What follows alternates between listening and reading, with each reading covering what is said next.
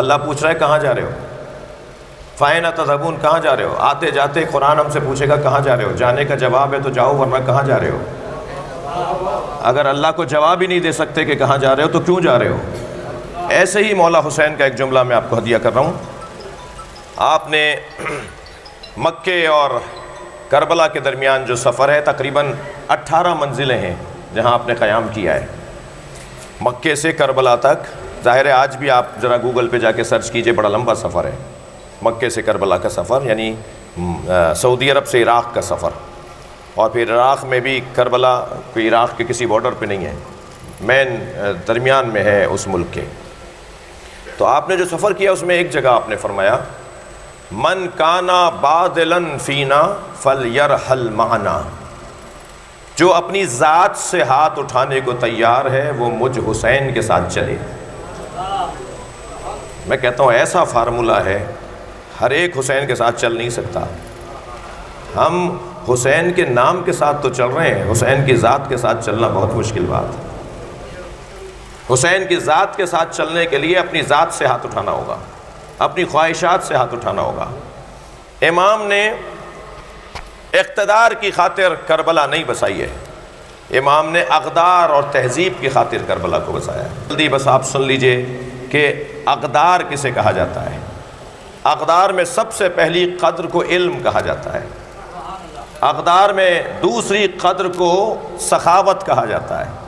اقدار میں تیسری قدر کو شجاعت کہا جاتا ہے. اقدار میں چوتھی قدر کو غیرت کہا جاتا ہے. اقدار میں پانچویں قدر کو عزت کہا جاتا ہے. اگر یہ 5 نکاتی منصوبہ ہم نے سمجھ لیا حسین ابن علی کا تو ہم واقعی حسینی ہونے کی طرف قدم بڑھائیں گے. علم سب سے زیادہ ضرورت ہے ہر شخص کو اور ہر معاشرے کو. وہ معاشرہ، وہ ایک فرد جس سے لکھنا نہ آتا ہو، کتنا برا لگتا ہے ہمیں.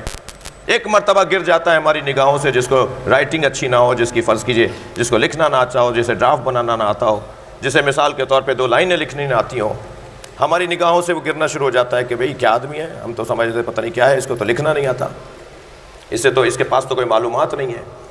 تو معاشرے کی زندگی علم کے ذریعے سے ہے. اور آپ کو دعوت دے رہا ہوں، 52 خطبے ہیں امام حسین کے، کیونکہ یوم حسین کی بات ہو رہی ہے تو بات امام حسین پر ہوگی. یوم حسین ہو رہا ہے تو بات امام حسین پر ہوگی. 52 خطبے ہیں امام حسین کے جو آپ نے مدینے سے مکے اور مکے سے کربلا، اور پھر 2 خطبے آپ کے اپنی شہادت سے پہلے کے ہیں. روز عاشور ایک صبح کے وقت میں آپ نے خطاب کیا ہے اور ایک اپنی شہادت سے پہلے خطاب کیا ہے، بالکل آخری وقت میں جب آپ شہید ہوئے ہیں. اور عجیب بات ہے، وہ آخری خطاب کے اندر فرما رہے ہیں کہ تم میں کتنے لوگ ہیں جو نبی کی اس حدیث کے گواہ ہیں. 500 سے زیادہ صحابی تھے جو ظاہر ہے صحابیت سے گر جائیں گے جب حسین کو مارنے آئیں گے تو، لیکن وہاں یزیدی لشکر کے اندر 500 سے زیادہ صحابی تھے اور حافظان قرآن تھے. امام نے انہیں مخاطب کر کے کہا کہ تم میں سے کتنے ہیں جن کو یاد ہے کہ میرے نانا نے فرمایا ان الحسن والحسین سیدہ شباب اہل الجنہ، حسن و حسین جوانان اہل جنت کے سردار ہیں. ضمیر بیدار کر رہے تھے امام حسین. جی خواجہ نظام الدین ثانی رحمۃ اللہ علیہ جو دہلی میں مزار ہے، ان کے جو سجادہ نشین رحلت فرما گئے حسن نظامی، ان کا ایک محرم نمبر میں نے دیکھا، خاص شمارہ تھا جس میں، تو وہ فرماتے ہیں کہ حسین نے اس حدیث کو بار بار اس لیے دہرایا کہ یاد دلا رہے تھے کہ تمہیں مرنا ہے اور جنت میں جانے کی خواہش رکھتے ہو، اور جنت میں جاؤ گے تو میرا ہی سامنا کرنا پڑے گا. تو یہ کیسے ممکن ہے کہ جس کا سامنا تمہیں جنت میں کرنا پڑے تم اسی کو مار رہے ہو؟